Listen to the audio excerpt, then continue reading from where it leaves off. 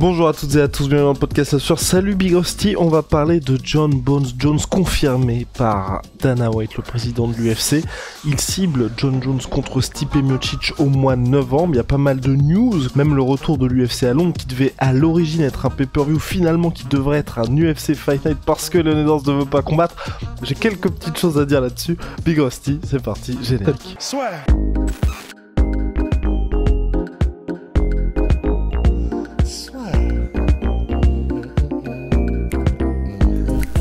Paris sur le MMA avec Unibet. Quelle sera l'issue du combat? Une soumission? Un KO? Paris sur les meilleures cotes avec Unibet. Déjà, John Jones, je suis assez surpris. Moi, je sais pas si c'est un effet de mode ou pas, mais ça confirme en tout cas la théorie de Big Rusty qui était de dire que John Jones, il lui restait pas beaucoup de combats à faire chez les lourds, et qu'en gros, John Jones lui-même l'a dit sur Twitter, son combat retirement fight, donc en gros le combat avant la retraite, sera contre Stipe Miocic, et selon toute vraisemblance, en mois de novembre prochain, au Madison Square Garden de New York. Est-ce que toi, tu trouves que c'est un peu triste, ou honnêtement, il a fait largement le taf, et voilà? Moi, honnêtement, je suis un peu triste parce que il y a tellement longtemps qu'on attendait cette montée chez les lourds qu'elle dure que quelques mois comme ça. En vrai, je suis un peu dégoûté. Si c'est comme ça que ça se termine, alors après, si c'est un combat dantesque contre Stipe Miocic, une guerre de 5 rounds, un combat comme on a rarement vu, ce qui est fort possible, bon, on sera quand même content. Mais là, le fait que ça a été aussi court contre Cyril, et que s'il n'a que 2 combats, admettons que ce soit très court contre Miocic aussi, parce que vous pouvez être sûr que là, Jones, il va arriver en mode « je veux que mon dernier combat, je veux montrer à tout le monde pourquoi il n'y ait plus aucun doute lorsqu'on va parler de le meilleur de tous les temps ». Et surtout qu'il l'a précisé en conférence de presse, il a dit « je veux John Jones et je vais le terminer avant le 3e round ». Stipe Miocic, ouais. Pardon. Ouais, et c'est pour ça que s'il arrivait à le faire... Et en fait, s'il arrivait à le faire, et qu'il arrivait à le faire sans qu'il y ait presque aucune difficulté, tu sais, dans le sens il arrive, il fait à Stipe Miocic ce que personne n'a jamais fait à Stipe Miocic, à part peut-être Ngannou, mais tu sais, avec de la compétence, avec tout, enfin, vraiment, on se dit, oula, ah oui, d'accord, ce John Jones-là est imbattable.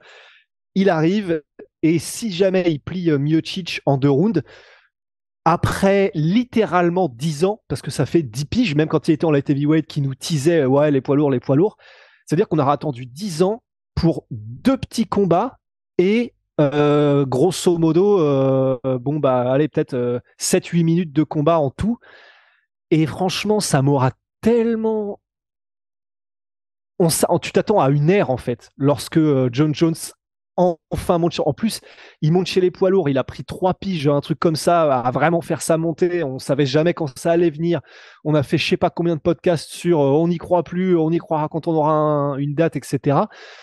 Avoir tout ça, toute cette montée, toute cette hype, finalement on y est, pour que ça dure si peu de temps. Ouais, en vrai, je suis un peu dégoûté là. Mais d'un autre côté, Big Rusty, que peut-il faire de plus? Parce qu'il aura battu, on va dire, Cyril Gane quand il est arrivé, en l'état, c'était lui le meilleur heavyweight en termes d'activité, en termes de classement, juste en dessous de Francis Ngannou. À l'UFC, ouais. Et là, ensuite, on a Stipe Miocic, donc personnellement, s'il s'impose contre Stipe, le seul truc, et c'est ce que Manu avait dit hier lors de Ground and Pound, c'est, à part un retour de Francis Ngannou, il aurait fait tout le taf. Ou sinon, faut encore faire une pause et attendre qu'il y ait les Thomas Spinal, les Curtis Bates, enfin en tout cas, tu vois, un des nouveaux gars qui sortent un petit peu. C'est ça. Et à la limite, on aurait pu faire l'argument que si jamais Pavlovich la battait de manière ultra spectaculaire, Blades, ça aurait... Parce que si jamais Pavlovich la met un KO ou un TKO à Curtis Blades, il s'approche du record all-time de Chuck Liddell, qui était de 7 KO TKO victoires d'affilée. Là, il serait à 6.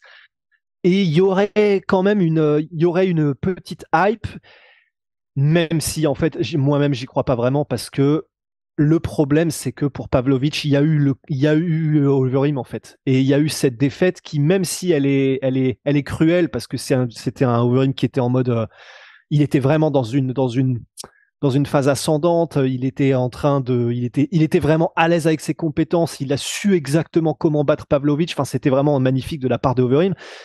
Mais le fait que Pavlovich ait été battu de cette manière par Overeem, entre guillemets aussi facilement, bah c'est un peu comme quand, tu sais, je crois que c'était quand Glover Teixeira avait affronté John Jones.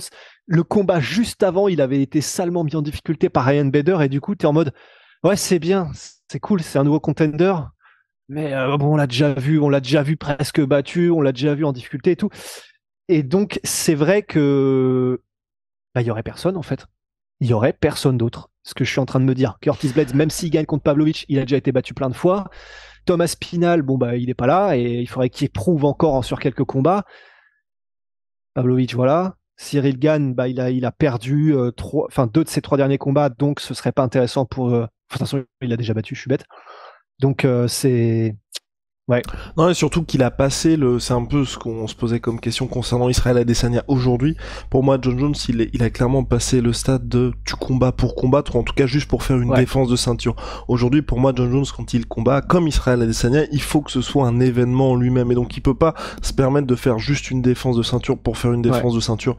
Donc, c'est pour ça que pour moi, voilà, il bat Stipe Miocic. Et encore, on en avait parlé aussi avec Manu, encore Stipe Miocic aujourd'hui, il y a que le nom, mais comme on l'a pas vu depuis sa victoire contre Francis, là aussi, de notre côté, enfin, bon, on va être hypé en approche du combat, mais aujourd'hui, se dire Stipe Miocic va être un test pour John Jones, c'est un peu difficile, puisque la dernière fois qu'on a vu Stipe, il s'est fait malmener en lutte et debout contre Francis Ngannou, donc c'est très difficile là aussi de voir ça comme un gros combat. Bah ouais, c'est exactement ça. Bah ça fait écho un peu à ce qu'on vient de dire sur, tu sais, le moment où John Jones donc avait affronté Teixeira et Teixeira avait été mis en grande difficulté dans son combat juste avant. Bah là, c'est pareil. Moi, perso, je dois avouer que probablement que je serais hypé, mais je serais hypé juste pour le retour de John Jones. Là, j'ai un peu du mal à me dire ça va être une dinguerie parce que Stipe Miocic a quand même, enfin, il s'est fait rouler dessus par Francis, quoi. Donc ça enlève un peu de la superbe. Moi, le seul truc qui pourrait effectivement en tout cas, susciter mon intérêt à quelques mois du combat, c'est si effectivement Stipe Miocic a pris le poids qu'il devait prendre. Fort des enseignements qu'il a pris après le KO contre Francis, de se dire j'arrive avec mes vrais 115 kilos. Et là, si on le voit comme ça, Stipe Miocic 115 kilos mais pas en mode hors de forme, là je me dis ok, on a quelqu'un qui va arriver, qui va répondre à la lutte de John Jones. Si par contre on a le même Stipe que celui qu'on a eu contre Francis et dans les combats contre Daniel Cormier qui était plutôt à 106 kilos, clairement je n'y crois pas du tout. Voilà. Ouais. Bah ouais, voilà. Mais après globalement, et puis au niveau de l'âge aussi de John Jones, hein, là il va avoir 36 ans quand même cette année. Il a pas, je pense, le temps aussi d'attendre qu'une nouvelle carte qui arrive. Par contre, je n'exclus pas, ça aussi c'est... Je pense que c'est possible, tu vois, que John Jones là, en fonction de ce qui se passe contre Stipe, s'il prend pas trop de dommages, il s'impose. Tu sais, petite pause de 2 ans, et retour début 2025, fin 2024, contre le prochain gars chez les lourds. Parce que il restera relativement frais, et je pense qu'à ce moment-là, ce sera intéressant, parce que vous savez, enfin, que ce soit Adesanya quand il arrivait, enfin, tous les gars, avant d'être des superstars, il y a ce moment-là où c'est les nouveaux mecs qui arrivent, et donc c'est pas intéressant pour les gars de les prendre à ces moments-là. Genre quand Conor, c'était pas la superstar qu'il est aujourd'hui, personne voulait le prendre aujourd'hui, bon bah c'est hyper intéressant. Et je pense que un Thomas Pinal, qui enchaîne les victoires, qui devient le visage du MMA au Royaume-Uni, ça peut intéresser un John Jones, tu vois. Donc, et donc j'exclus pas qu'il fasse comme ce qu'il a fait là, et comme ce qu'il fait, je vais pas dire depuis le début de sa carrière, mais il a suffisamment de déboires de John Jones pour qu'il ait eu pas mal de pauses. On voit que c'est pas un problème pour lui, et qu'en cas de bonne proposition de l'UFC, ça peut l'intéresser, et surtout pour marquer l'histoire, parce que ok, il y aura pas eu de long règne chez les lourds, mais s'il vient défendre sa ceinture, tu prends une pause d'1 an, 2 ans, et tu bats le nouveau champion qui est bien installé, là on pourrait aussi cocher le côté ok, John Jones c'est le GOAT chez les light heavyweight, mais c'était aussi un vrai poids lourd quand il est monté en poids lourd.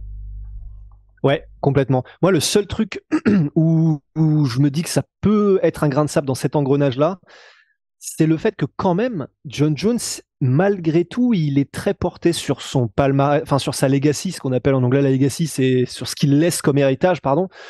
Et tu sais, on se souvient tous c'était quoi, UFC 151 ou 152, quand il était censé affronter, je crois, Dan Henderson, ça s'est pas fait, et il me semble qu'il y a Chael Sonnen qui se pointe à 1 semaine et quelques jours du truc, et là John Jones fait non, j'ai pas envie de risquer ça. Premier événement que l'UFC a annulé de son histoire, Dana White était très très vénère.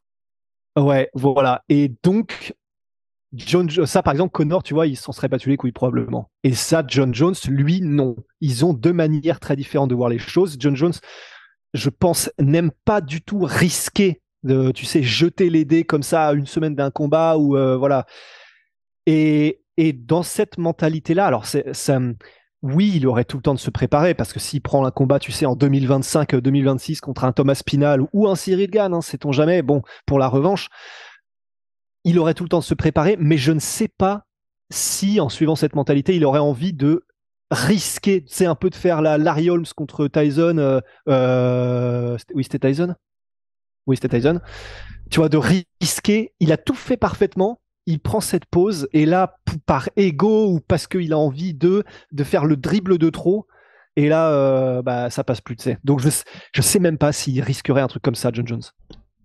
Seul l'avenir nous le dira, Big Rusty. Et donc, mais GSP l'a fait et il avait la même mentalité, donc c'est possible aussi. Hein. Après 3 ans d'absence, on a terminé là-dessus, Big Rusty. Petit point oui, donc juste sur l'UFC Londres, qui devait être un pay-per-view. Finalement, ça devrait être un UFC Fight Night, puisque Leon Edwards ne souhaite pas combattre, sauf énorme salaire. Visiblement, l'UFC n'est pas prêt de lui offrir cet énorme salaire, et donc Leon Edwards, lui, sait revenir au mois d'octobre prochain. Donc dommage pour nous, fans européens, nous n'aurons qu'un Fight Night pour le retour de l'UFC à Londres, donc je pense que selon toute vraisemblance. Et à quelle date c'était le 22 juillet qui était ciblé, donc à mon avis ce sera Thomas Pinal contre Tibura, je crois que c'est ce qu'il voulait, Thomas Pinal, donc voilà, oui, à suivre. Tibura Oui, bah oui, je crois que c'était Tibura, hein, il s'était call out sur Twitter, et Thomas Pinal avait répondu favorablement. Thomas Pinal toujours très bon dans le choix de ses adversaires pour hyper les fans. Shout out à my sweet pea, my sweet protein, BOST. Ah, t'es pressé toi. Ah bah écoute. Il y a des choses à faire. Écoute, moins 30% sur ton protein avec le code la sueur. Let's go. Allez, see ya.